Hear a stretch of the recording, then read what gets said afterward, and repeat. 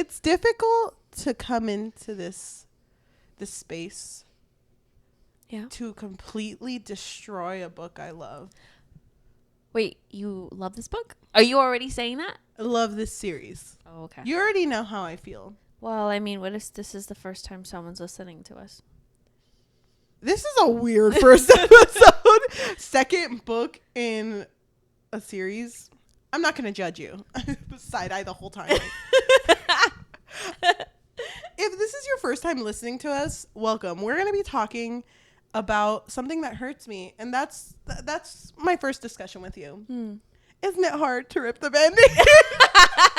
No, it's good. I'm excited. I can't wait to hear your beautiful thoughts, because if you, the listener, listen to our Powerless episode, which is the first book in the series by Lauren Roberts, then you would know that I had a lot of questions. I had a whole list of things that I was like, okay, this doesn't make sense. This doesn't make sense. Issues, right? I did not do that for this book. So, not because I didn't want to, but I was just kind of like, meh. Yeah. I put all that energy, I'm not going to give that much energy for I did write everything that bothered me on the last page of my ebook. So I really hope it didn't delete, because it was being weird. But I had a lot. So that's what I wanted to say, is that you brought that up in that episode. So I can't wait to see what you have to say. I'm just so sad because I already know what's going to happen in this episode. And I feel like right now, just figuratively, I'm standing there, I'm a child, I have a Band-Aid on, and you're like, you don't need it anymore, Cheli, just rip it off. And you're holding it. I'm not ready for the pain of you tearing apart something that I'm also gonna tear apart. Oh my gosh. So we're both tearing off the Band-Aid, is what you're saying. We are. I have my hand on your Band-Aid. You have. Do you think the issue with this book is that it was rushed? I don't know, because we talked about that in 1.5, that on our powerful episode. Please go listen to it. Thank you. When we went to go see Lauren Roberts, there was an author. We didn't go see Lauren Roberts, but when we went to go see an author's panel, Lauren Roberts was part of it. There was another author who had mentioned that you should be a little kinder to authors' second books, because they're usually written with a time crunch. I don't think Lauren Roberts was in that panel. That was with Tracy Wolf. Oh, you're right. I get it. But I understand that you're more pressured to rush out the second book, because, right now that the momentum is high, you don't want people to forget about your series. But at the same time, you have to really make sure that questions are answered, especially if there were questions in the first book. And I don't know, I just feel like this book, what this book, the vibe that it gave me was what you had said about the second book to This Woven Kingdom. What did I say? These Infinite Threads. You had said like it just took place in 2 days, and it felt like it didn't need to be. I don't know if you said it in camera or after. Sorry, but you had said like it didn't need to be a whole book. It didn't need to be a whole book. You're right. I didn't even think about the fact that this happens in 4 or 5 days. I don't remember the time span, honestly, of this book. I just remember thinking like, oh. Why don't we get into it? Welcome to another episode of the Book Fix Podcast, a podcast where we fix lives one book at a time. I'm your host, Yajaira. And I'm your host, Cheli. We are going to be discussing this in a way where if you get it, you get it. You're a girly and you're really going to understand every single spoiler, because we are going to fucking spoil. But trust, we kind of just have fun with this too. Yeah. So sometimes we like to over embellish.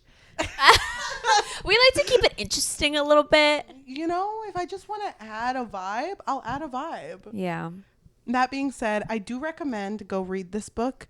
But if you just want to kind of pretend to your friends that you did read it, be like, yeah, no, totally. Malachi and Kit both had a fifth brother. I don't know how many brothers they actually have. That's why I added another one. There was totally 3 in total. So where's the 4th? Don't worry about it. Don't worry about it. Can you give a summary for Power? No. Yes, Queen. Powerless. Powerless is a story that follows Paedyn Gray. Paedyn Gray lives in the slums. She used to have a home, but her dad, in her eyes, she assumed was murdered by the king. So now living in the slums, she fucking hates the king, but she's like, whatever, I can't really fucking do anything about it. So she really lives just being a thief. But she also lives in this world where a lot of people have abilities, and the king has lied and told everyone, people that don't have abilities, they're going to make you like weaker. So we just gotta, I don't know, commit genocide or something. And everyone's like, no, yeah, chill. No, that makes sense. So the king has an enforcer whose name is Kai and another son whose name is Kit. They're both his sons. One, Kit, going to become the future king. Kai going to become the enforcer to get rid of all these people that don't have abilities. All this shit going down. And then we have Paedyn. So Paedyn, living here in the slums, ends up running into Kai and accidentally not only pickpockets him, but saves him from someone attacking him. Because of this, she gets put into these trials that happen every so often in this kingdom called the Purging, in order to the trials are called the Purging. Yes. It's kind of like the Hunger Games, but it's supposed to emulate, this is what it was like when we got rid of people without abilities. But for right now, we're just kind of doing it for funsies.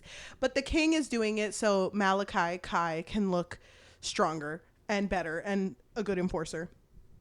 But it's kind of hard because he's like falling in love with Paedyn. And throughout this story, Paedyn starts to realize that Paedyn is also an ordinary, so she doesn't have any powers. Yes. But she's been masking herself as someone who has a mundane power, which is just like the basic powers. And she's pretending to be like a psychic. So that's why Kai's not, killing her or anything, because he thinks that she's a psychic. But Paedyn also realizes that there's a revolution going on of people that hate the king.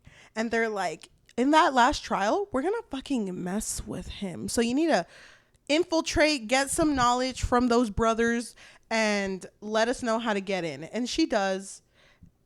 And by the end of it, the revolution kind of takes over the last trial. A lot goes on, but just know at the very end, her and the king have an argument, and it becomes a fight because the king reveals that ordinaries don't actually cause a plague. They don't do anything to people with abilities. That was just a lie. And she attacks him. He completely scars her and draws an O on her chest for ordinary. He carves it into her. Yes. I don't know why I said draws. Like a fucking marker. No, it's horrible. Does that shit, and then she's like, I'm gonna fucking kill this bitch. And right before she kills him, he says, do you really think I was the one who killed your dad? Think back again. And she realizes, go back into that memory bank. She didn't remember it correctly. The one who killed her dad was Kai. Kai walks in, dad dead, and he's like, you have 5 seconds to run out because I may be weak now, but I won't be in 5 seconds. So get out of here. And she does. And then at the very end of the first book, it's Kit sitting on the throne. He also kind of had a crush on Paedyn, so he's kind of like, but he's like, Paedyn Gray, find her enforcer. And Kai's like, got it. Yeah. The end. Find her and bring her to me. Yeah. The end. I was thinking of a song, but I couldn't, I was like, I can't sing it. Imagine like an 80s credit song playing in the background. I'm picturing it. It's good. So now we go to Reckless, which is the second book in the series. So the story starts off with, I believe it's like a prologue. Yeah. Where Kai is celebrating a birthday for his little sister. With nothing else but sticky buns, of course. Of course, because there's nothing else in these books, just sticky buns. Yeah. And I think in this prologue, we also learn that he is the closest, or he's really close to a maid. And this maid was the one who basically like raised him. And, there's also like this symbolism of being near a tree. This tree is very meaningful to him and, his sister. And we don't know exactly what is going on just yet. But then we go to the first chapter where Paedyn, she's on the run. She has no idea what happened with the revolutionary people. She doesn't know the outcome of that. She just killed the king and sees that it's been broadcasted everywhere. And so she's like fuck, they're gonna kill me if they find me. So she's running. She goes to her dad's house, which immediately I was like, girl, why did you go there? why did you go here? This is the one place they're gonna look for you. And so I think she's like grabbing some stuff, if I remember correctly. I don't remember what she does exactly. She was just staying there. I think she was hoping that the people from the revolution would come back. Oh, and meet her there. Yeah. So then she hears a fucking disturbance in the force. She hears like shuffling, and so she hides in the chimney, which I was like, oh my god, that's so claustrophobic, I would die.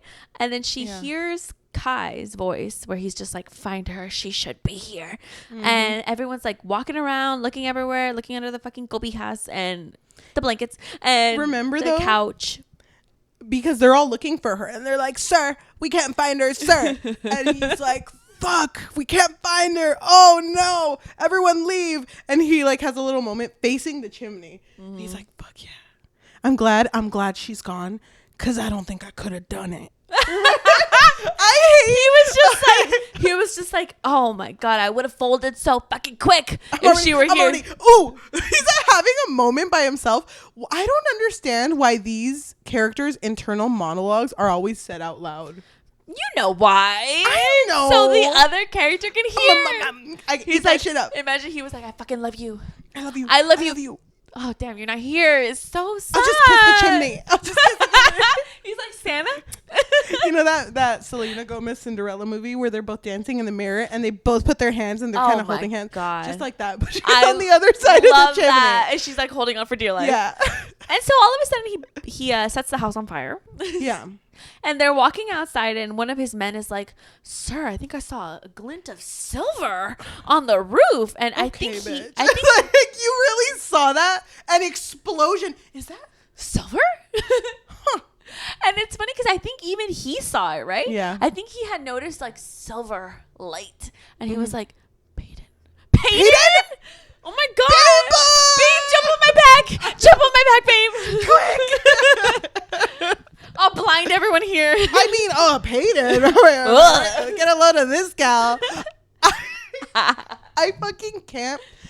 Because the thing is, he mentioned in the first book, me, I just do what the king says. Okay? He's a rule follower. I don't fold. I'm so stiff. I've never even folded to pick up a piece of paper on the floor. Oh, fuck yes. I love that shit. You know what? I had mentioned it in the first book. I don't understand how not Kit or Kai, neither one of them ever questioned their dad. I really wish that at least one of them would have been like, it's a little sad, don't you? Isn't it kind of crazy that dad literally put a sign that said #genocide and we're all just kind of chill with it? We're just like allowing it to happen? Like, wait, isn't that bad? But we have sticky buns. Where them sticky buns at? So no, yeah, I hated that shit. So Kai's over here like, fuck, we gotta catch Paedyn. We're chasing her, but then she has to shoot someone, a military officer who's near her. And so don't you remember that she almost? Oh, you're right. You're right. She kills him. She kills him. Yeah. And that's the first person she's ever killed, and she can't even mourn over the fact that she just killed someone. So Kai, being the enforcer that he is, taught to be emotionless, is like, fold. He looks like the number 7 in a calculator. That man is like, oh my fucking God. I know Paedyn. She would be so fucking upset. I don't know why I sound like Jennifer Coolidge. She'd be so fucking upset if I didn't have a little funeral for this man. Everyone, men, gather around. We gotta bury him. We gotta bring his family. We need a casket. Have a little carnita asada afterwards. A barbecue. Paedyn. Wait, why are we doing this, sir? Are you fucking that was fucking Tim, okay? Tim, my guy? And then Tim's in the corner. Sir, I'm right here. Ted! That's what I said! I said Ted! And one guy's like, sir, why are we doing this? Is it for Paedyn? And he like crushes him and he just automatically dies. Shut the fuck up. I'm the enforcer, okay? So if I say dig. Tim, Ted? We all loved him in this team. Do you remember when he first came here? March, April. One of those months between January or December. My God, I love this man. And so one time I was hungry and he brought me a sticky bun. Okay. I actually might have been his. It wasn't the communal fridge, but damn, that's so nice of Tim Ted. So yeah, they bury him. No, but he's looking over him and picking him up, and Paedyn's on the top of the roof looking at Kai, and it's like, wow, his broad back, his fucking 40-foot shoulder width. His big ass. His big ass. Fuck. There's just so much to shoot. So much real estate. And she's like, so I could fucking kill him right now. I have the weapons. I could kill him. But then she's like, oh, she hears him say, Paedyn wouldn't have wanted you to die like this. Because again, internal monologue. Yeah. Saying it out loud. Yeah, I do that shit all the time. And she's like, ugh. She folds like a 7 but backwards. And she's like, oh, bitch. Only this once. You win again. And then she leaves. Thoughts? It's kind of funny how when we start certain episodes, we're like, okay, that's the vibe we're going for. It's just like, okay, I'm accepting this. It's cool. Okay. I love it. I thought it was really sweet of him because, normal Kai wouldn't give a fuck. He wouldn't give a fuck about Tim Ted and whether or not he would, just fucking died there on the ground. Mm-hmm. But he knew that it meant a lot to Paedyn, so he decided to, bury him. Mm-hmm. Have a little funeral. He even wrote a eulogy. It was very sweet, very loving. Brought the family, made asada. Yeah, he was super sweet. Mm-hmm. He didn't do that, but imagine if he did. He sang the main song in the funeral. Yeah. 1,000 something in the wind. And I just feel like it's a little weird to me. I think it's the saying out loud. That's weird. Saying things out loud. I feel like that's not very natural. And I will say my eyes are open now. I thought I had third eye. I thought I had 3 eyes wide open when I loved the first book and wanted to give it a 5 out of 5. But after reading the second book, COVID slowly leaving my body when I was reading this. She doesn't have COVID anymore. I sat up and I was like, hold on a fucking minute. You were like, wait a fucking minute. I was into the first book because I thought the flirting was cute as fuck. Mm-hmm. But I was over here like, she killed your dad, who you were conditioned to love. And all of a sudden, you're kind of, I know, but he didn't know that yet. We're just kind of okay with that. Like, you're still down to, like, love her. I thought there would be more, like, hatred at the very beginning. Mm-hmm. So I hate that it didn't start like that. They still have, like, an enemies to lovers kind of vibe, but it's definitely not how I expected it either. Exactly. I did expect him to be more cold towards her. Mm-hmm. Kind of like in the Bridge Kingdom. I'm sorry for bringing Bridge Kingdom, okay, Queen. By Danielle L. Jensen. But she ate that shit up. She ate that shit up. That's left how no you fucking do it. crumbs. That's how you do it. Sorry, Lauren. This book, literally, we could summarize in 5 minutes. Nothing happened. Nothing happened. So then after this, wait, she's escaping. She's in the trenches. She's trying to go to another town, I think, getting as far as possible. But she's dehydrated. She's hungry. She's weak. I forgot why, but she's passed out also. It might have been from the hunger. I don't remember. Because she was in the scorches. It was so hot. Yes. So then a guard finds her and he's like, picking her up. She wakes up, stabs him, I think, or hits him. And he's like, fuck, last time I tried to help somebody.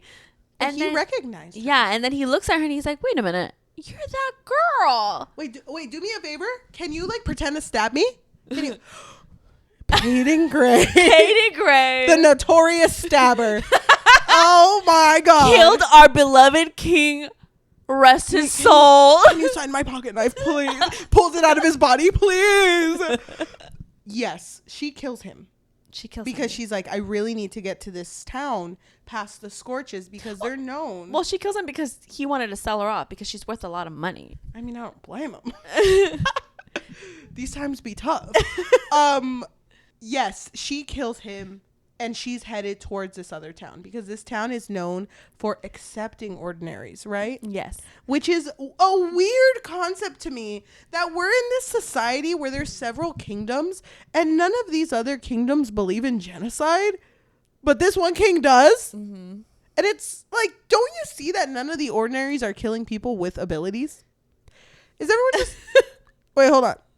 I don't get it. I don't understand how the king was able to just brainwash everyone, and everyone was just like, yeah. The ordinaries suck. No, yeah, fuck them, actually. Yeah. I don't understand. No, I wish I I would have seen, like, I wish I would have seen the people in the kingdom and why they believed him. At least, like, one character throw in there. Well, cut back. Let's leave Paedyn in the scorches. She's passed out after killing this man. We are back in the kingdom, and Kai is looking defeated, and he's brooding over it. He's just hold on. Fuck. I love her. I mean, I lost her. He tells Kit that. Yeah. Fuck. And Kit's She like, duped me again. She got me. And he's like, he's still folded from that funeral. He's still a folded man. And Kit's like, we need to get her back alive. I know that those posters we put out of her with that hand drawing I made of her, I know from memory alone. I know it's like a beautiful image. You got every freckle. Okay. That's funny because it's Kit drawing it and it's like, damn, how many freckles this bitch got? And fucking Kai, 27.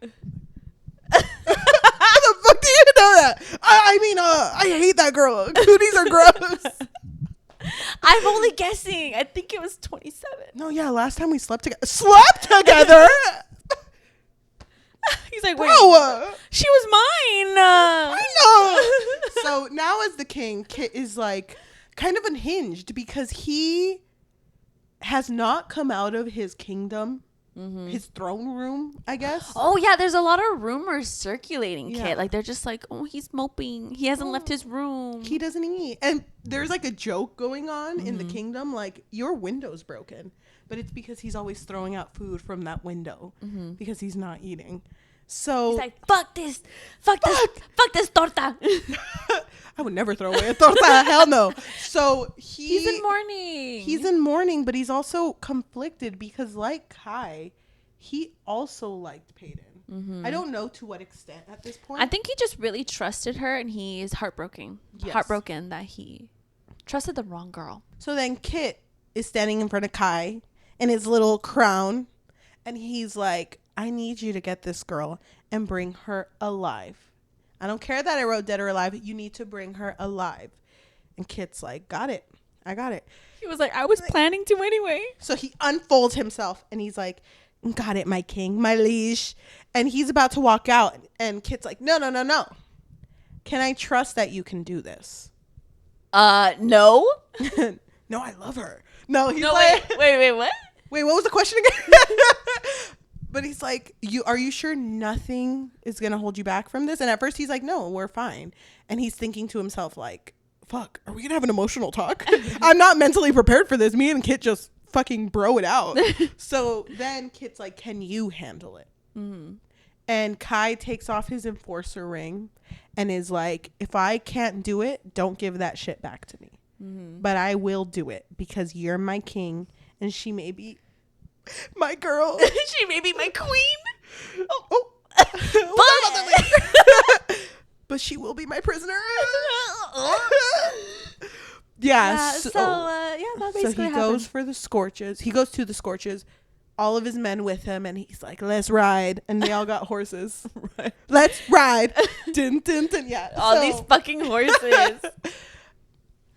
I think they crash into the body that she killed first. And it's funny because there's no indication that it's Paedyn, but it's like, stab wound. It must be her. I fucking hate that shit. I hated every single time Kai and her would talk, and he'd be like, you stab anyone lately? Are you gonna stab me? Oh, you little stabby bitch. Stab me right here. I know. Stab me in the fucking heart. Look at my tattoo. It's a little square so you can stab me in that shit.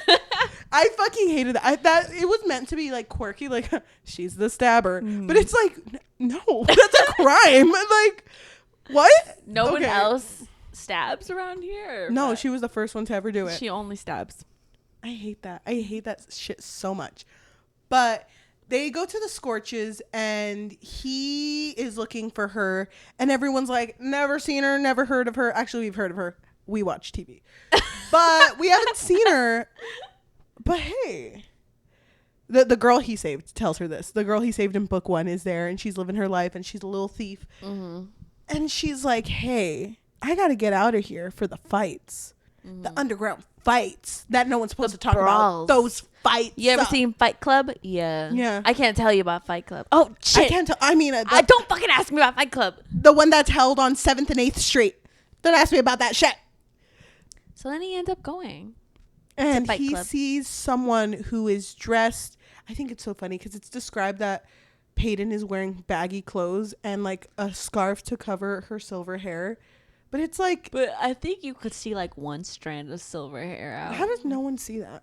Or they just think it's an abuelo fighting? How come she's the only one with silver hair?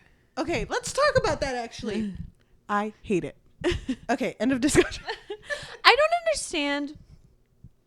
Out of all of the possibilities that could have happened, why is it that her form of survival is like, let me go beat the shit out of these men over here? Isn't she starving right now? Mm-hmm. She should be really weak, really frail. I don't understand how she's so strong, I guess. But she is getting a lot of money out of this. So she is. But she only buys bread. Sticky buns. I'm over these fucking sticky buns. I'm so fucking over this shit. How is that all you eat? Oh, now you're over it. Well, I was over it in 1.5. I love cinnamon rolls. Okay, I love them. That's what I'm comparing them to. Me too. I love cinnamon rolls. Can you imagine being in a desert and they're like, we only got cinnamon rolls? Bitch, I'm sweating. I don't want cinnamon rolls. I wouldn't want freeze that shit. Put it in popsicle form, maybe. Ooh. TM. I don't know if you can TM food, but that's mine. I just don't get it. I don't get it. And it makes me so angry. I don't get it either. So what does Kai do when he sees He's Paedyn? Like, got room for one more. He's like, I'm next. Oh, because she's been undefeated this whole time. Takes off his shirt with one hand, like in a full circle, and she's like, whoa. Everyone's like, whoa. Who is that man? Who is that fucking 87-pack man? And he's like, yeah, got room for one more. And her name in the ring is Shadow. So then he calls himself Flame. Dude! What? I thought that shit was so funny. That is so stupid. That is so hilarious. That is so stupid. Because it's just like, oh, babe, no one can understand that you can't. What was it? You are the shadow caused by the flame or something like that. I don't know. Fuck. You know that shit. Kai did not think of that. He did. Lauren placed it in his head. He's like, where the fuck I get that thought from? Damn, hello? That's deep as shit. I can't with the author whispering in his ear and telling him what to say. I'm sorry, Lauren. So he goes in the ring. And I don't remember what it was. Well, remember that what was his fucking name? Rufus? Yeah. Russ? Whatever. One of the guy who was in charge of the fighting ring. Mm-hmm. He was like, oh, she's a little tired. She's a little sleepy. She's a little tired. Because they thought it was a he. Oh, yeah. They thought it was a he. And Kai egged her on and was like, oh, you're a little tired? Oh, you're too tired? You're a little tired? Yeah. And she was like, fuck, fine, one more. I don't remember how it plays out, but he was wearing a mask too. They pull off, well, when the fight is going on, Kai pulls off Paedyn's mask first. Mm-hmm. Because they were fighting and he was like, you're worth a lot of money. Yeah, well, so are you. And so they both pull off their masks during the fight. Very unfair. But it's like, oh my gosh, that's not Flamin' Shadow. That's Paedyn Gray and Malachi. I don't know his last name. Malachi Kingdom. So I literally can't because the crowd was so in shock. They were like, wait, 1, 2, 3, 4. I could be fucking rich. I know. with one. Imagine with both of them. Seeing their whole, I can take you to college. It's like their daughters. But then they're like, I know we hate each other. I know you fucking hate my guts, bitch. But let's run away. Let's get out of here. And he's like, no, yeah, totally. So they run out. And then while they're leaving, Kai turns around. If any of you fucking chase us, dead. Instant. He looks at someone and fucking kills them and is like, that'd be you, bitch. But then he buries them. He's really considerate. He has to do a whole carne asada. Kills them and there's like, everyone hold a funeral for them. That didn't happen. Go read the book. So they go outside and Paedyn's like, why are you here? Leave me alone. You're so fucking obsessed with me. You're so obsessed. Why are you so obsessed? You know the song. So he's like, you need to come back to the kingdom. You're not leaving. You're a prisoner here, bitch. And she's like, I don't look like a prisoner. No. And they have like this back and forth, but it's a really heated moment because if you remember in the last book, before the trials, they were about to kiss and they didn't get to because the king had to talk to Kai. Oh yeah, they were interrupted. It was like a really, really emotional scene on the rooftop, and I think it was raining also. I love that shit. Was it by a tree? No, it probably was by a rooftop. I just know that it was by a tree. Oh, it was because a they tree. were about to kiss, and then Kai was like, "This better be important because I'm about to kiss this beautiful woman." So wait, I'm confused now because they kept bringing up. Remember the rooftop? Yeah, the rooftop. Like they would say that shit, and I was like, I just assumed, oh, that was that moment then. Well, they were bringing up the rooftop because Paedyn brought up, "I saw you hold that funeral for Ted." Tim. Yeah. Said Tim. Yeah. And it really got to me. Mm-hmm. And then he's like, wait, if you saw it, why didn't you kill me? Because I know I have all that real estate back there. I have all that space back there that you can shoot at. They're both going back and forth, very heated argument. But then they both kiss each other. And it's... Dude. Yeah. I was shocked. Me too. I was like, oh, it's barely like page fucking 40. Like, what the fuck? Like, I kiss her harder. Kiss her harder. Like, fuck, finally. And then they pull away and he's like, I love you. And then the book ends and it's happily ever after. No, it doesn't. They go to the forest. They make a house there. I know. They hold funerals for every person who's ever died in the world. Mm-hmm. And it's beautiful. Mm-hmm. No, they kiss and... They automatically go back to hating each other. And I think it's in Paedyn's perspective when she's like, I'm not even going to mention that. It's like out of my system. It's out of his system. Mm-hmm. We're back to what we were, which is enemies. I'm supposed to be his prisoner and he's supposed to be an enforcer. Yeah. And she constantly brings up the masks that he wears and is like, this isn't Kai. This isn't Kai speaking to me right now. How'd you feel that she kept bringing up those masks? Those damn masks. I just feel like I understand that there is a difference between Kai being with her and not thinking about, his role in life as the enforcer. And then there's a difference between him having to go off and like kill the ordinaries. But I feel like we didn't really get enough scenes of him having to be this like enforcer, right? We only really had one scene in the first book. It would have been nice to see him be an enforcer and to see Paedyn see him be an enforcer. Yeah, like that's what I wanted, honestly. And then it would have made more sense to me for her to be like, oh, all these masks that he has to wear. Yep. I hated how often those masks were brought up. Yeah, it kind of meant nothing to me after a while. Yeah, because then also, what do you mean? I mean, this man literally buried Ted. No, yeah. You know what I mean? Mm-hmm. And she could see that he didn't see her watching him do this. So I don't know. To me, it's like, okay, no, this is who he really is. Yes. Oh, you know what's crazy to me? We didn't bring it up. While this is happening, they're fucking making out in the dark, flame and shadow. Kit is back at home, going crazy. Going crazy. Like you do. And we didn't bring this up, but he is writing a lot. He's writing letters to himself, and most of these letters are basically breaking down the betrayal that he experienced with Paedyn. Yeah. So I want to read this one paragraph.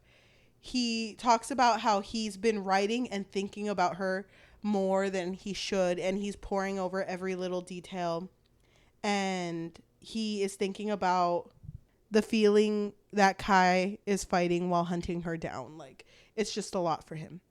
And then he says, she's spilling onto the page again. So he's writing about her again. A variation of words I've strung together before. A ballad of betrayal, a sonnet of sorrow. I'm tired of writing from the villain's perspective. I thought that was a really good line. because it really sucks that he has just so much anger in him because he wasn't that type of person. Mm-hmm. And I really like that in the first book. Wow, me all serious. Hello. I really like that in the first book, it was very much painted as although he had the same eyes as the king, he looked different. Like it was still just Kit. But I guess I do like that line also. I think I guess it's whatever. I just thought it was interesting that he was so emotional. I don't know. I wouldn't have expected it from him. Mm-hmm. After their heated kiss, they pull away and it's back to just them talking. And this is where Paedyn brings up, it must be crazy being an enforcer, all the people you kill just like how you killed, I don't know, something about killing fathers, I guess. Oh no, he brings up, well, yeah, I killed a lot of people, but you killed my dad. Exactly. And she's like, oh, I killed your dad. Who killed my dad? I know. And he's like, what? What? She's like, think back to when you were 15, 14, whatever. And he's like, my first kill? I still have the pictures of it. No. This is the part that I mentioned in the first book that I didn't like. It's one thing for Paedyn to just so happen to mistake who killed her father because she witnessed it. She thought it was the king for some reason. But then when the king was like, no, it was my son. Remember Kai? Okay, it's one thing for her to just be like, okay, it's too much trauma. I forgot. Fine. But he also had a moment where he was like, oh, now I'm remembering it clearly. It really now. sucks though, because he goes like, your dad, and then he like, his eyes widened and he was like, how long ago was this? 5 years ago. And he was like, fuck. And she says, I watched you kill him. I watched what you did. And this is the first time, because he's only calling her Gray throughout the entirety of the second book. But then at this point, he's like, Paedyn, and then you hear his men, over there, she's over there. And she runs away. And the last thing she thinks is like, fuck, that's the first time he's called me Paedyn, but I'm not going to look back. The first time in this book. He did call her Paedyn in the first book. No, he did all the time. But it's been a while. Mm-hmm. It's just kind of like a chase. You know, her trying to get away, him trying to catch her. Mm-hmm. I don't remember why, though. In the Scorches, she basically agrees, like, yeah, I'll go home with you. I'll go home. No, it's chill. I'll go with you. And they, like, hate each other. And I really hate this hatred they have for each other, because it was so obvious that Kai grew up in a world that he just had to learn torture. Mm-hmm. So it's like you told him that he's not the enforcer. Mm-hmm. He's not what the king was forcing him to be. And all of a sudden you're like, but wait, that one though? I'll never let that shit slide. It's like, yeah, well, you're going against what you just told him. And he even explains to her, like, I killed him, but to be honest, I wasn't even going to plan to kill that day. I was going to go to McDonald's with Kit. And then all of a sudden my dad was like, we're not going to McDonald's. I fucking killed him. And I had to. Mm-hmm. I had no emotional connection. I had no idea who he was. I did it because I was told to. Yeah. And she's like, weak answer. No, I'm not taking that shit. But she sits with it and is like, she still kind of killed him though. So whatever. So she says that she will go back with them. And I don't remember what the second part of it was. But it's not like she's going easy. She does try to escape several times. Yeah, I don't remember why either, to be honest. So how did you feel about this whole prisoner and warden type situation that was going on between them? I feel like it could have been better. What was it lacking for you? I don't know. I guess for me, it just felt like it was a whole lot of nothing. You know? Because I was honestly getting so annoyed with it being, okay, she was with him, his prisoner, fine. Then they get captured. Okay. It was all because of Russ. Remember the guy with the fucking Fight Club? Yeah. That guy. And then somehow they get broken out, or somehow it's somehow having to do with the people in the revolution. Mm-hmm. She ends up crashing into them. Now it's just Kai who's the prisoner. And she's just like, well, yeah, you're my prisoner, bitch. And so now they're traveling. I don't even remember where they were traveling. But then don't they get found out? Yes. No, I think they have to like split up for some reason. No, I don't remember what happens. Didn't the revolution kind of like throw her under the bus? Weren't they going to give her up? Oh, is that what happened? I think so, because I remember her being like... They do end up in like a jail cell, don't they? Yeah, and she's like, I can't believe they did that shit to me. Oh. I think so. I might be completely wrong. Honestly. I was just kind of... skimming? I wasn't skimming. I was speeding through this shit, but I was still really invested. I was just really angry because it didn't make sense to me why she held on for so long, that the whole genocide thing that the king was bringing up was fake. She never really said it until way later that like, oh yeah, he lied about that. Ordinaries don't make you sick. Instead, she would just make passive aggressive comments like, oh, am I making you sick now? Like how you believe? Yeah. And then they stumbled upon her dad's journals, don't they? Yes. And she's like reading through the journals. And then in one of the journal entries, her dad, because her dad was working in the castle as the healer. Yes. And in the journal entry, he was like, oh, the king is lying about the ordinaries or muting their powers or making them weaker or whatever. Like, he's just lying about it.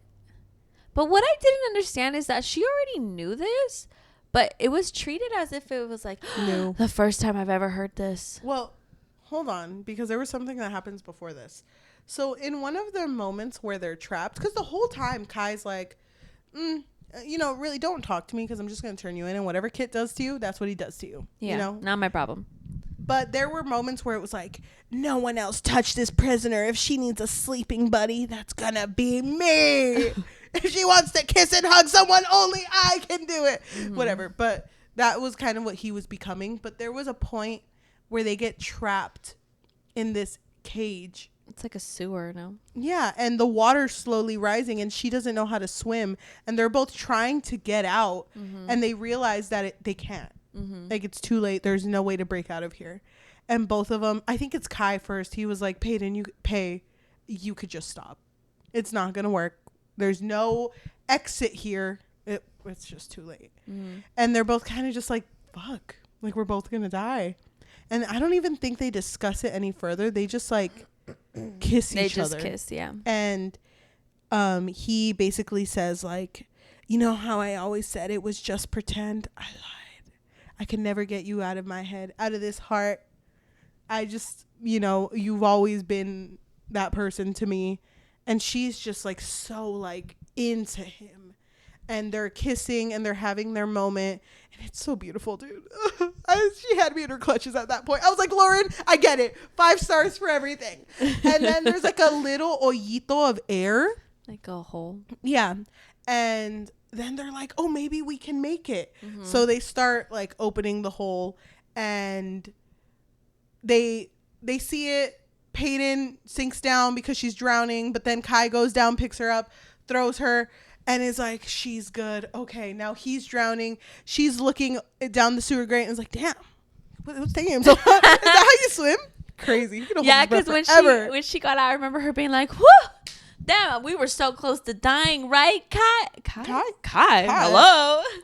And so she jumps back in and saves him. Yes. And when they come out, there's like they are both having a moment like, sure. I take backseas. Actually, my friend had my phone. That wasn't me. That was my little brother. What? Yeah, you know those excuses that people make like in chat rooms, like that wasn't me. No, someone hacked me. Yeah. That's what it's like, no, okay. We were in person. But not a brother. Not a little brother when they were full on making out. Oh, no, you're right. Okay, take that back. There's a moment where he's just kind of like, I meant it all. And I just want you to know that I'm here. I don't know. He's like, I'm here for you. And he's like holding her face. Mm-hmm. And they're about to kiss again. But then he shackles her. Yeah.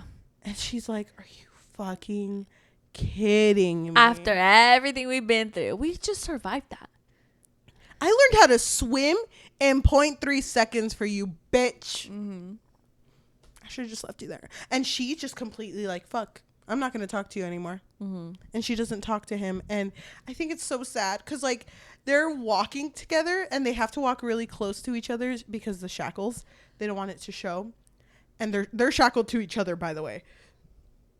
They're walking close together, and Kai keeps making little like comments like, "Oh, your braid is loose. Oh, your hair is showing. Oh, this is, whatever."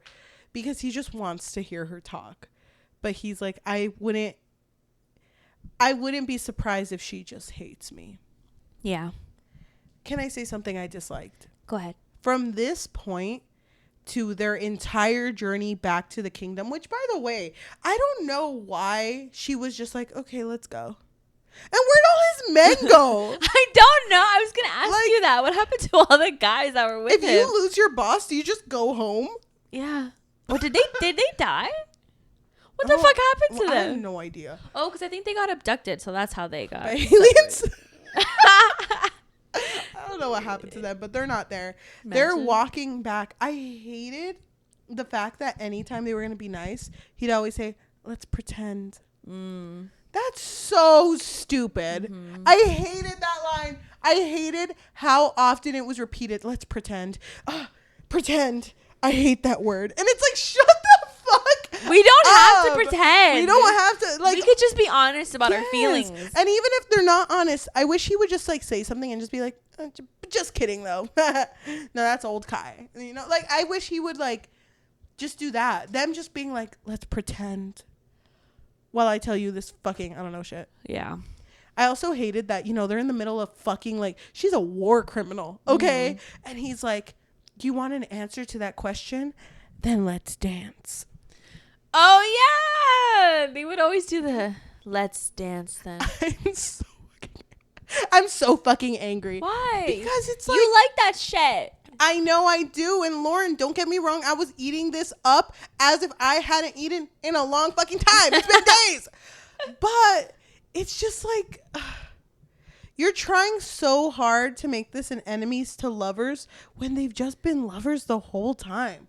I felt like there was no high stakes to me believing that they wouldn't end up together because I knew that no matter what, they're still going to end up together. It's taking a very long time, but yeah. No, I felt like it's so obvious and he wouldn't hurt her. Like, I wish there were moments where he did betray her and didn't feel bad about it. Or like was like it had to be done. I don't think I would love him if he did that. I know, but she would have to do the same thing. Mm-hmm. She killed his fucking father. But I wish there was something else. A dad for a dad. An eye for an eye. A dad for a dad. Name of the episode. A dad for a dad. Yeah, exactly.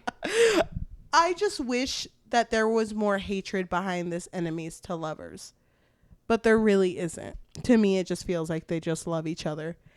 I will say, I really liked that moment where they were in the forest near the stream. And they just made out, like, uninterrupted. There was nothing stopping them. Mm-hmm. And I don't remember what it was that they said. But they had, like, a very vulnerable moment. And that's when they read Paedyn's dad's diary. Yeah. And then I think it was because Kai realized that his life was basically a lie. And he was like, bug. He didn't believe it, though, right? He was like kind of on the fence.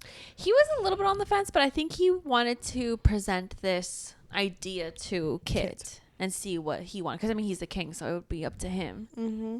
Nearing the end of the book, they are walking back. Fucking revolutionaries, nowhere in sight. His men, gone.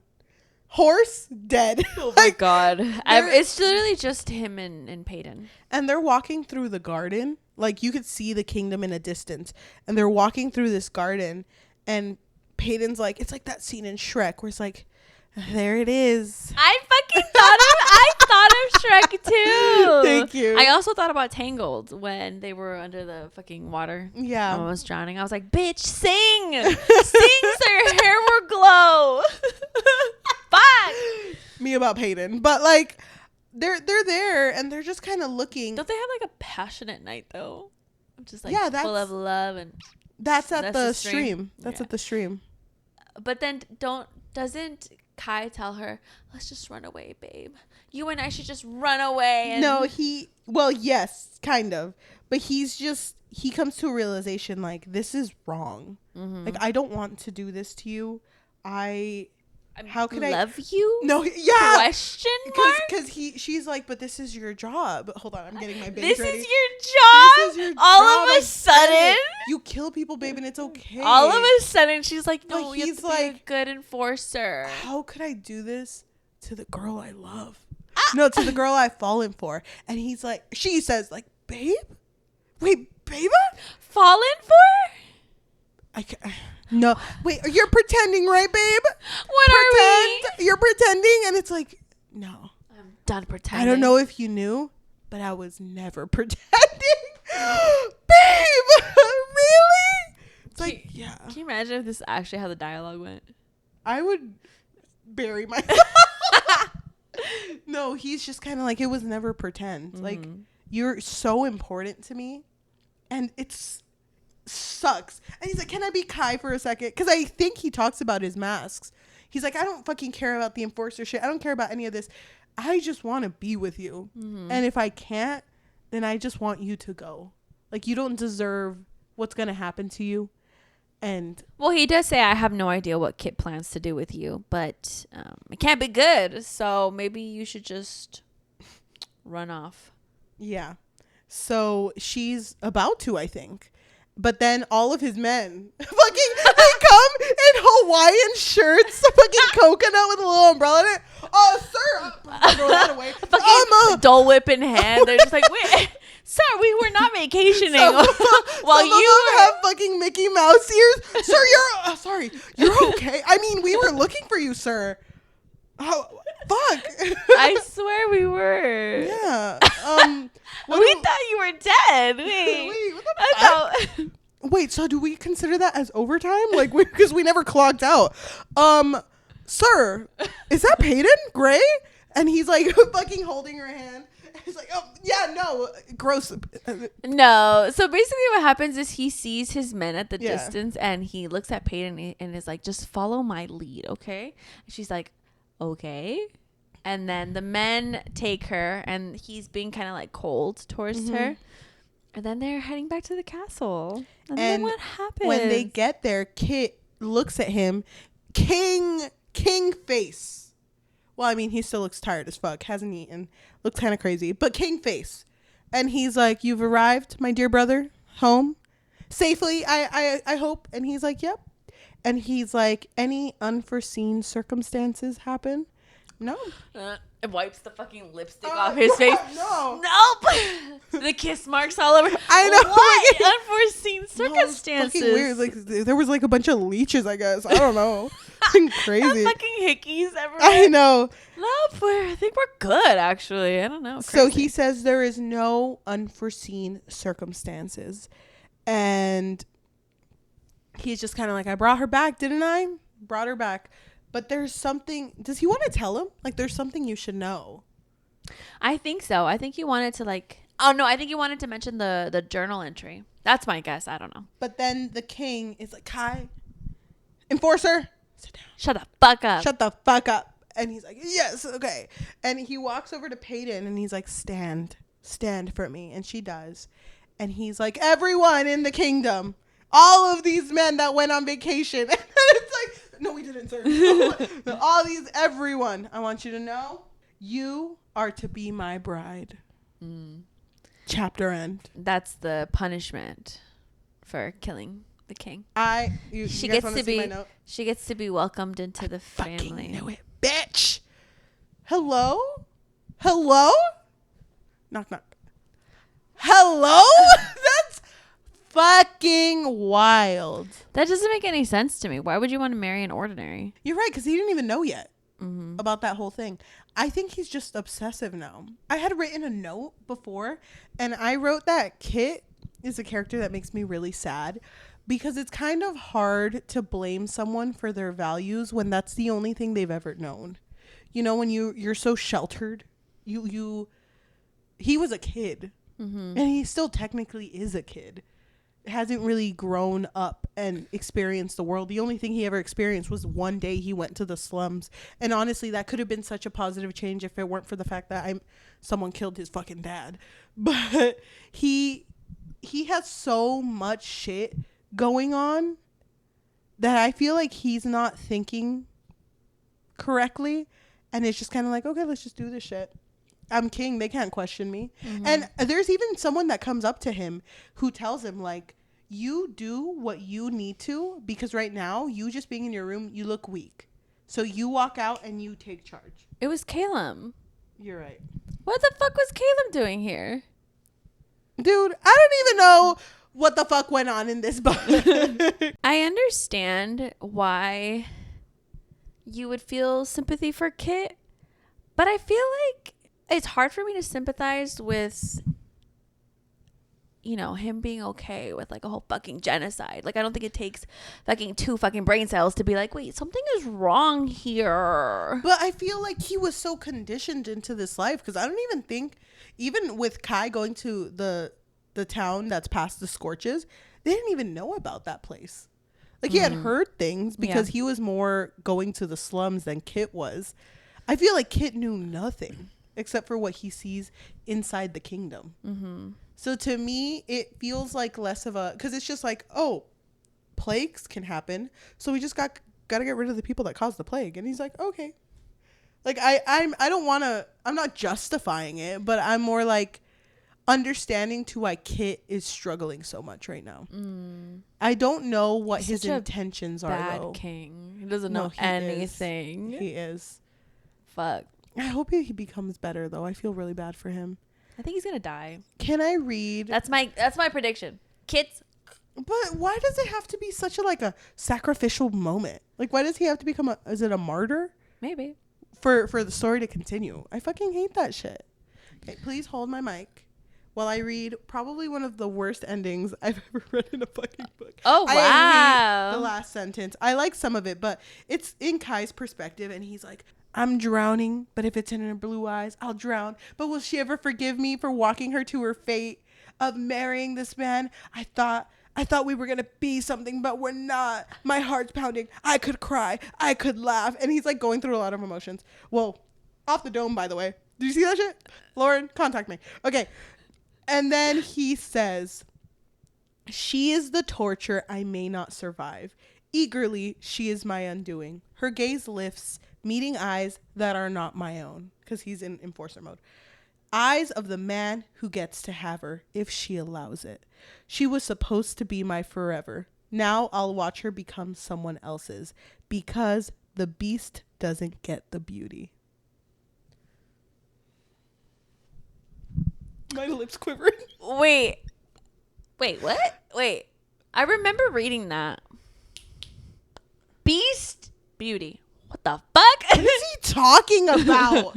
What are you talking? If he had said that out loud, I would have been painted like, what the fuck? Like, what the fuck's wrong with you? I get what he means, because he's the enforcer. He kills. He's the beast.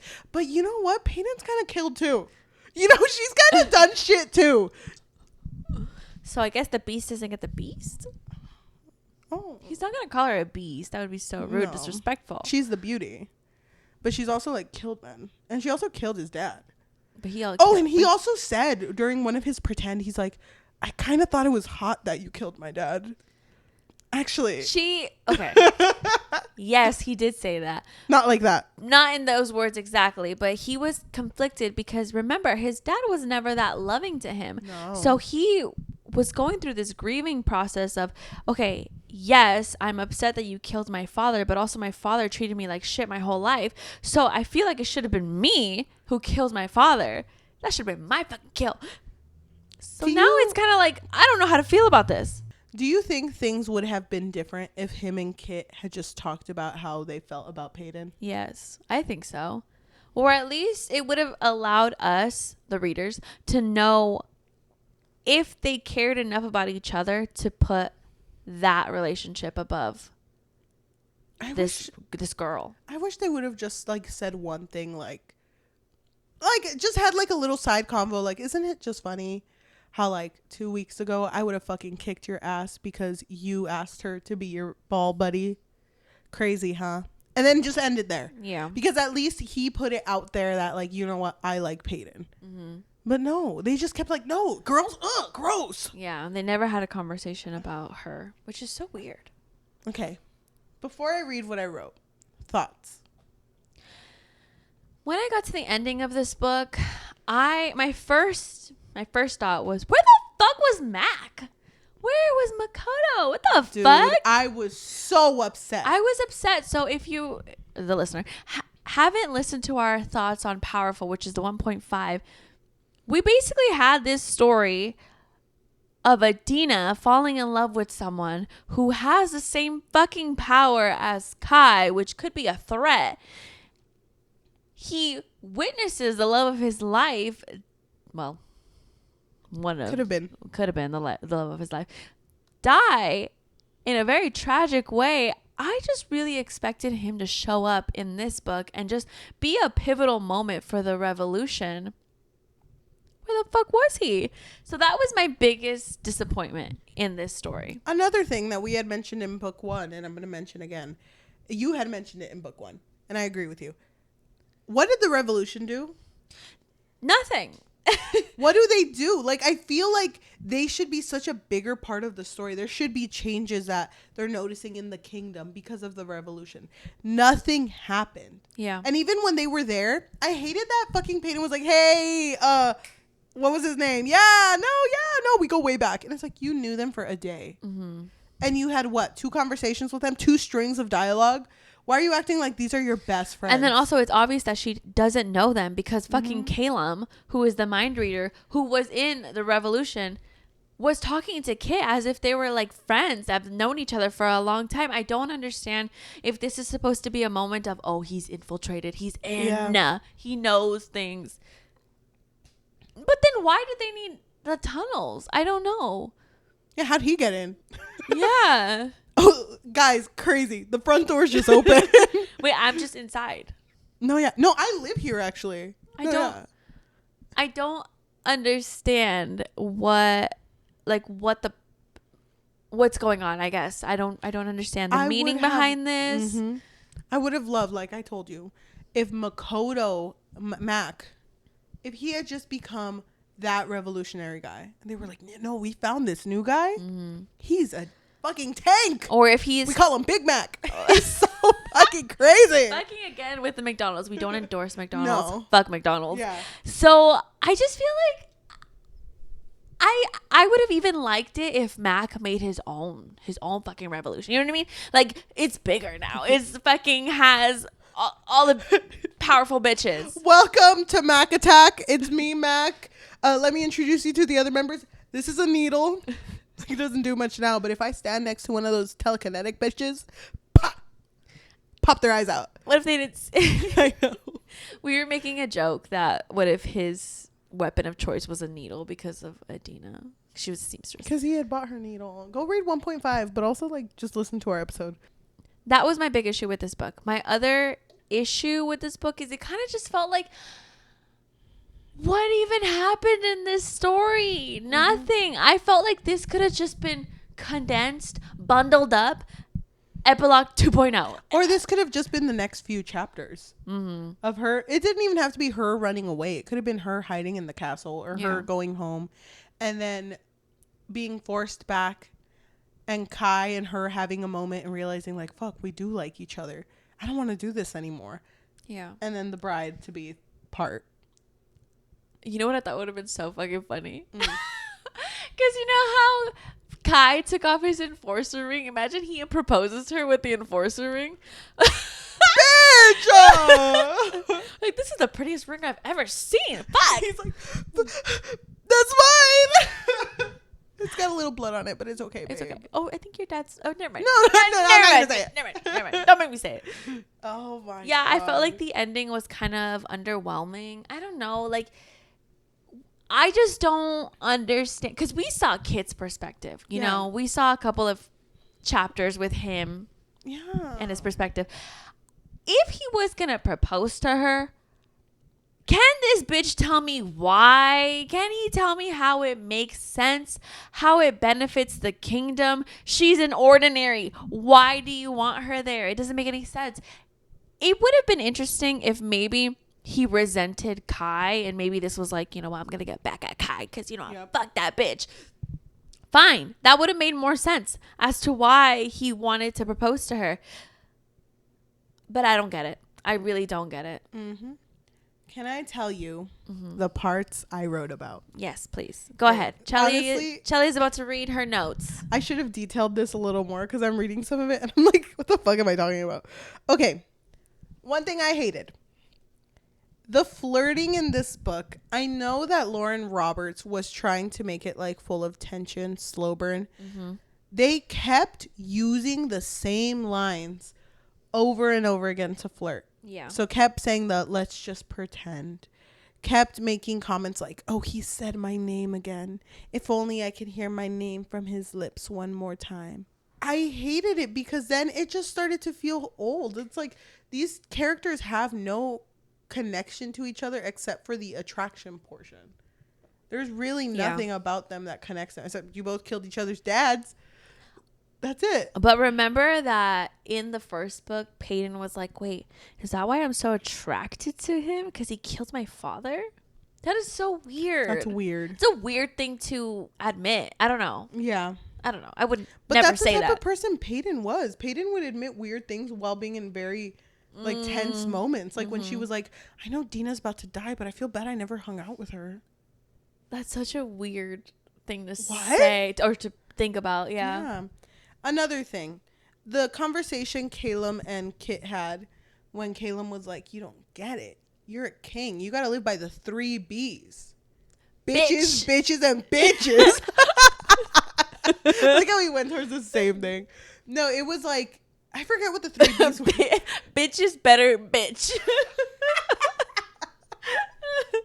I don't remember either. Big bad bitches. So big booty bitches. Oh, it keeps getting better. Write them down, Kit. Write them down.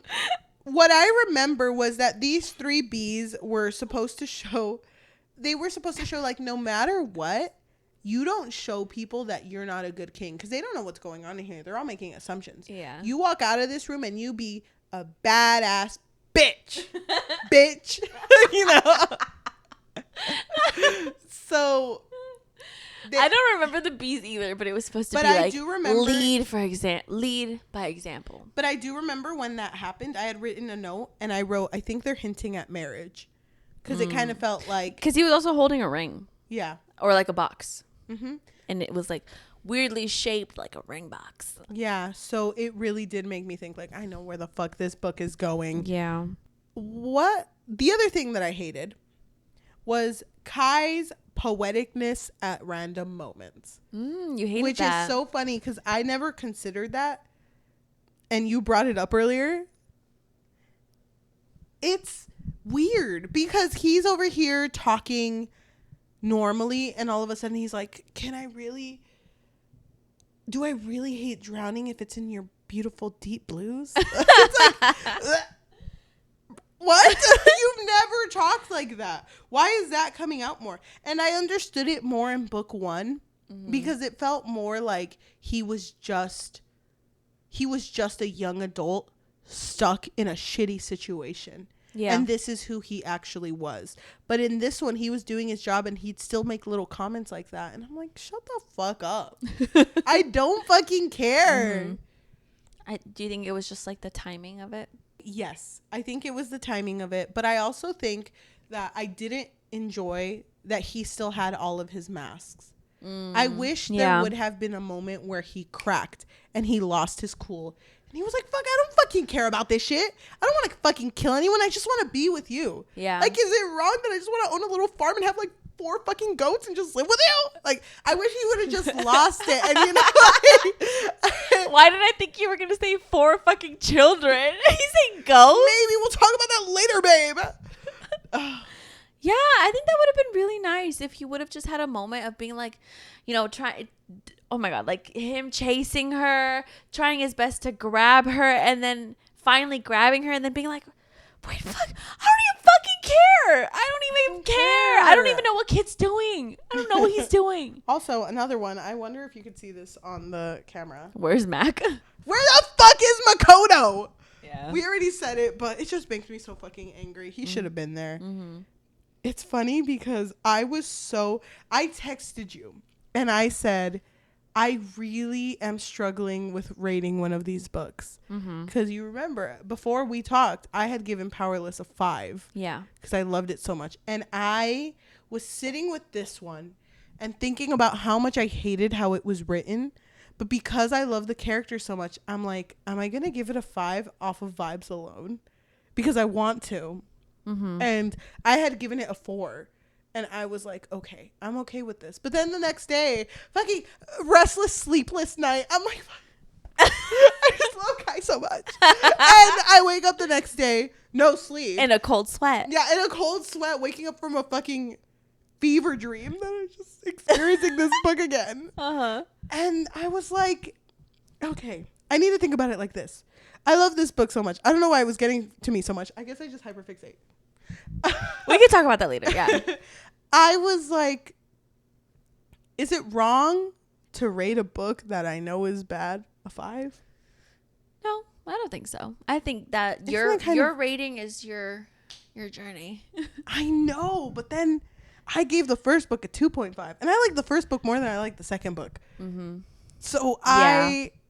It hurts that, Lauren, you had 3 tries. You threw 3 screwballs and you screwed me over.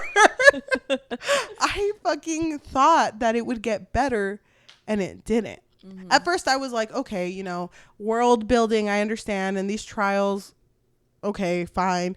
But it just feels like nothing was from the same book. There was no cohesiveness. There was no after trial conversations. Blair just won and she's out.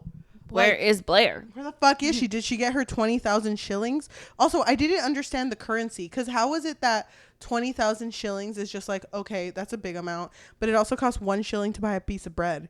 How much is 1 shilling worth? $1 for a piece of bread is fucking crazy. You're like doing the math. Yeah. Like, hold on. Wait a minute. And I forget, there was like a point where it's like, you know, all this bread that you're giving to your men and all the pork would normally cost 8 shillings, but I'm going to charge you like 30 shillings. And it's like, okay, wait, hold on.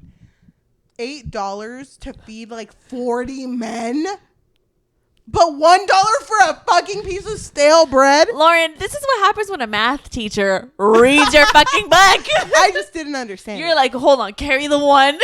And was hold there, the fuck on. and the fact that their currency is dependent on 1 coin, it's just a shilling. It's just a shilling. Yeah. There's no half shillings, 0.5 shillings, No. 0.35 shillings. Just 1 shilling.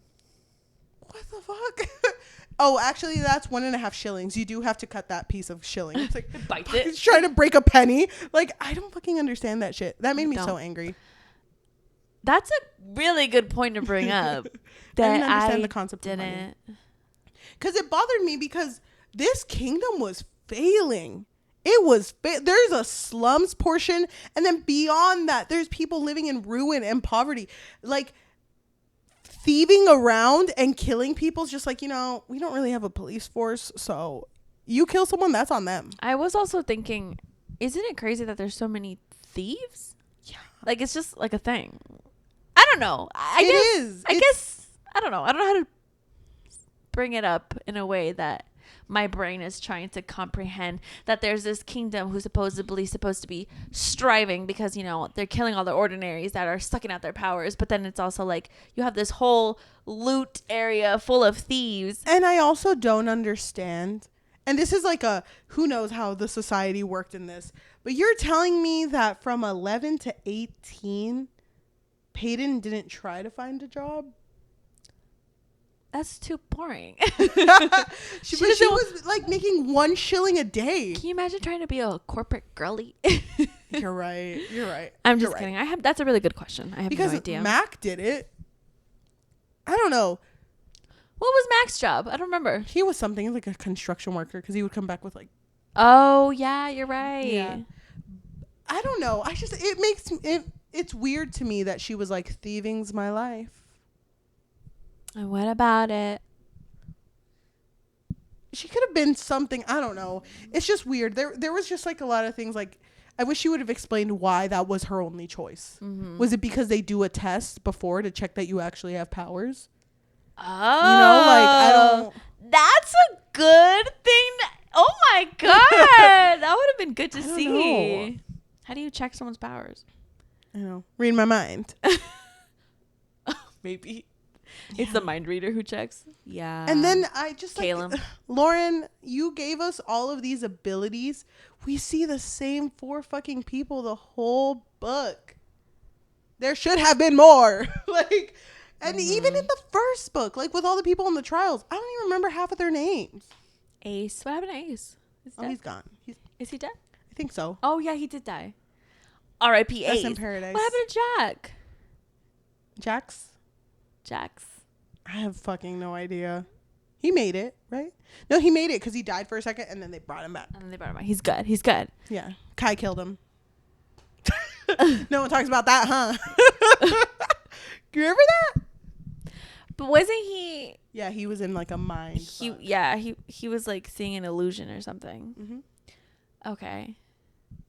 I just wanted to see Kai lose his cool, but instead I saw Kit lose his. Well, cool. he's definitely gonna lose his cool in the third one because he's gonna see his love. Why didn't he be react? his sister-in-law.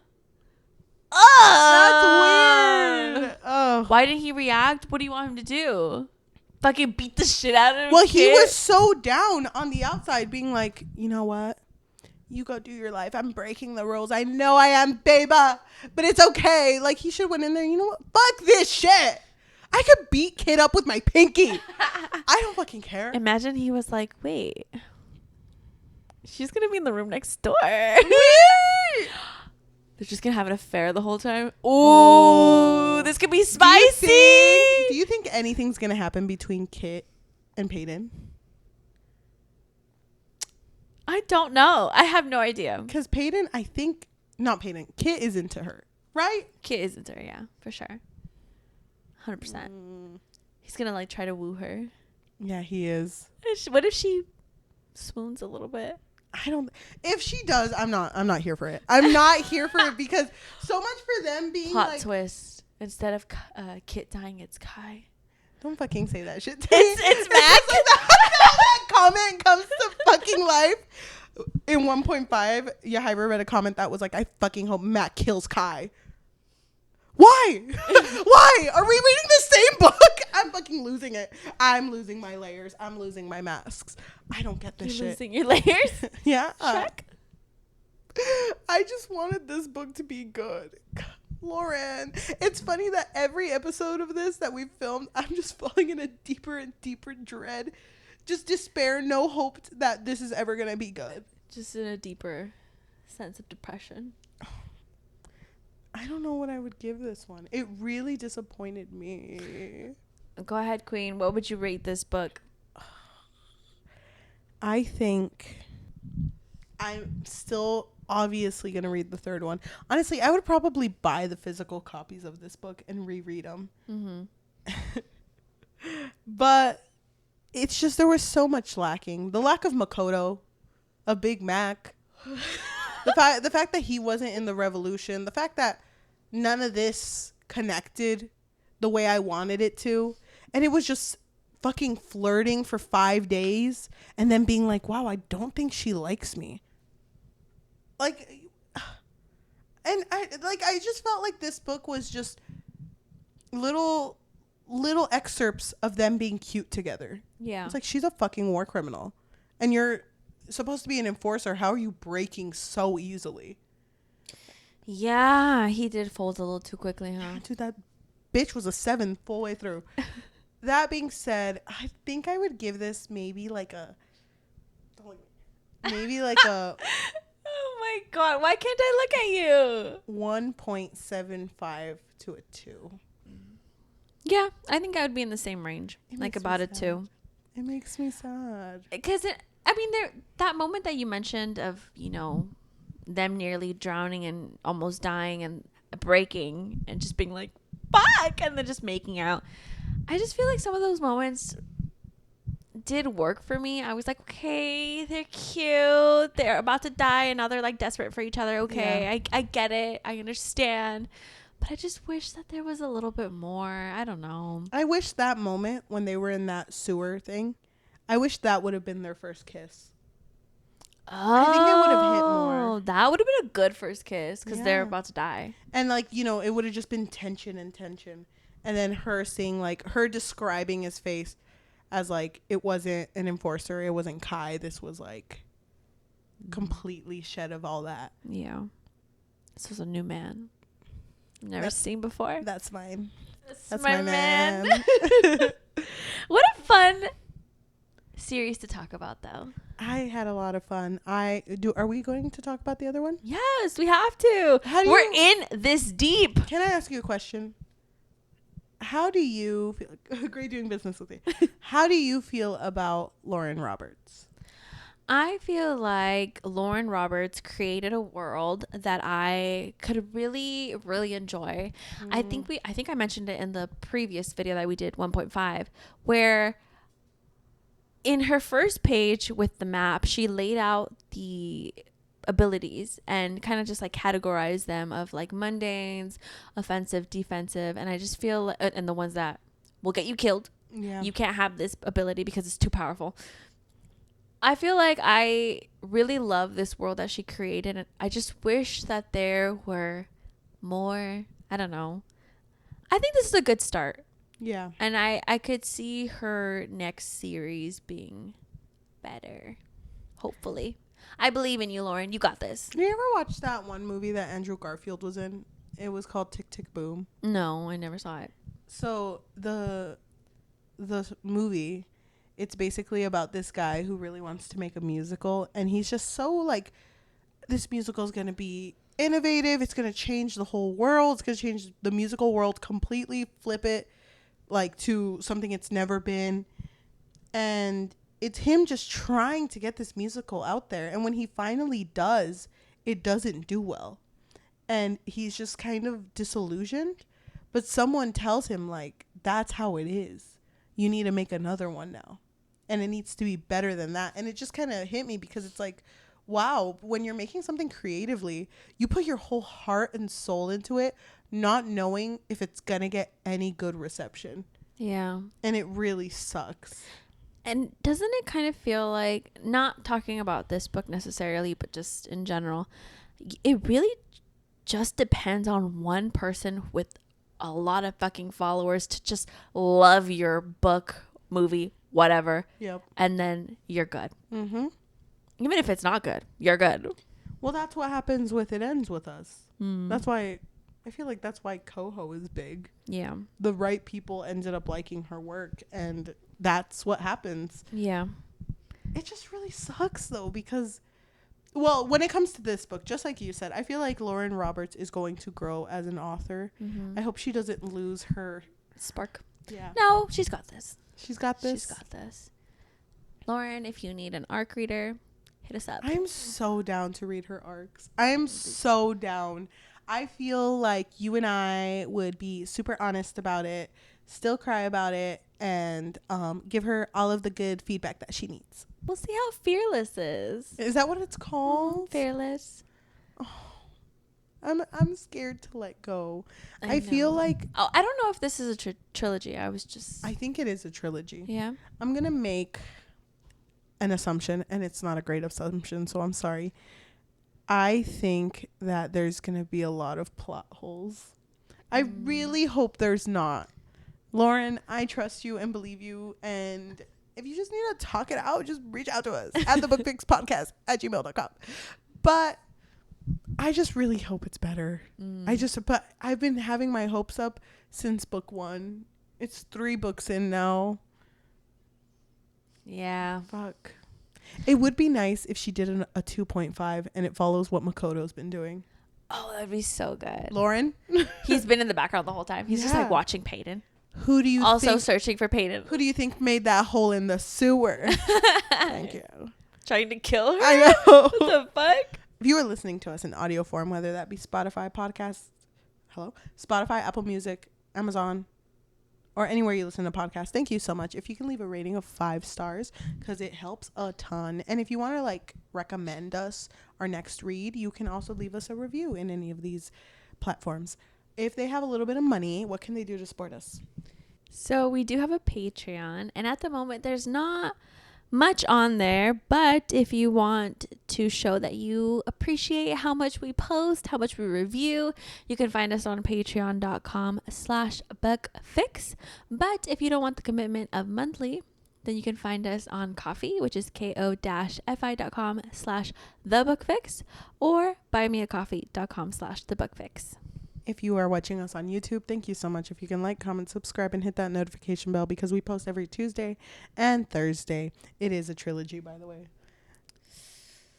Wow, it's gonna have to wrap everything up in the next one. If you want to support us on social media, we do have an Instagram, Threads, and a Goodreads at the Book Fix Pod, THEBOOKFIXPOD, and we also have a TikTok at the Book Fix, THEBOOKFIX. So why don't we read some reviews? I'll read a negative. Okay, so Cheli and I are gonna read a positive and a negative review of this book. This one's kind of long, so I'm actually just going to read the first sentence of all of the paragraphs because I feel like this person makes pretty good points. This comes from Im, who gives it a 1 out of 5. This managed to be so much more disappointing than I could have ever imagined. I was really hoping the author would write the emotions, depth, and angst well, especially after where she left off with the previous book, but she managed to do everything exactly wrong. First of all, I found it so off-putting that they kept on bantering with each other in every single situation from beginning to end. They're supposed to feel immense betrayal, yet they just keep on quipping quirky little one-liners towards each other. Even more, where's Kai's guilt? Where was his desperation to win back her forgiveness and affection? Sometimes his inner monologues seemed like he cared, but he treated her so callously and cold, like he didn't even care that she hated him now. Furthermore, I absolutely despise the fact that Kai seemed to act like he had any right to anger, like he was the one who should have felt betrayed or hurt. He acted like she wronged him instead of the other way around, the hypocrisy of it all. Worst of all, the fact that Kai kept putting his mission above saving her, loving her, and earning her forgiveness was insanely unattractive. Him acting like an aimless lapdog to his father and now to his brother was just so pathetic. Is it bad for me to say that I almost want her to end up with Kit now? At least he's somewhat interesting and seemed to have an actual emotion that went further than teasing and bantering. Anyway, this entire book was just a giant disappointment. A disappointing mess that didn't even come close to living up to its potential. The whole thing was nothing but repetitive and silly banter. It was annoying, superficial, and boring. So my positive review comes from Sus. They gave it 5 out of 5 and they wrote, quote, "For the reckless souls who dared to love and be loved," unquote. This book exceeded all of my expectations and more. The focus was primarily on the main characters. I devoured this book. It was definitely my new favorite. The emotions were overwhelming, so intense. This book is never boring, not for a single moment. Every chapter, something was happening. I couldn't put it down. The plot was incredible with many revelations from their past. They kept saying, pretend, but it was anything but that. Their love is so precious and special. It was so wrong. Yet they couldn't be more perfect for each other. I'm officially obsessed. This is a book I'll reread over and over again. I finished it on release day and I'm already thinking about rereading. Also, that ending, I kind of expected it, but I was still in absolute shock when it happened. Why the hell did that happen? I do agree with the fact that it didn't have much buildup or angst, but I personally didn't mind. It's still an easy 5-star read for me. Infinity stars if I could give it that. Quote, we were inevitably imperfect for each other, unquote. Quote, if she is shadow, then I am flame. This girl is the very thing I can't seem to escape. Can't seem to go anywhere without the remnants of her following. Where I am, she is. Whether it's in the flesh or in the fragments of my mind. And where there is the flame, there is always a shadow. She is my inevitable. Unquote. Thank you so much for listening, and we will talk to you next time. Bye. Oh my God. What? Immi is on here. The person that you reviewed, that you wrote the review, wrote, did you like it though? For me, it was a big disappointment, but I hope it was better for you. Heart emoji. Oh, Immi. Oh, she's a girl's girl. Oh, yes. Bye, everyone. I think I'm just in shock right now. Like, no emotion. I'm trying to process what I just read. It's just like as soon as this ends, we're just like, are we done? No, we're not. Are we done? Like what? We're not friends or something? Like we're mad at each other? Yajaira and I have been hanging out a lot, and it's been really good. It's been good. Really good. I feel like we're mending. We're mending what's been broken. All of our fights. I'm just kidding. We haven't really fought that much. I think it's just funny because it's been a while since I've lived back home, I guess, and it's weird to me that I could just ask you like, hey, you busy? I know. Hey, you oh busy? God. I was gonna ask you the other day because I had work to do. I was like, I wonder if Yajaira would just let me sit at her house. Yes, you definitely can. Thank you, Queen. Now I know for future reference.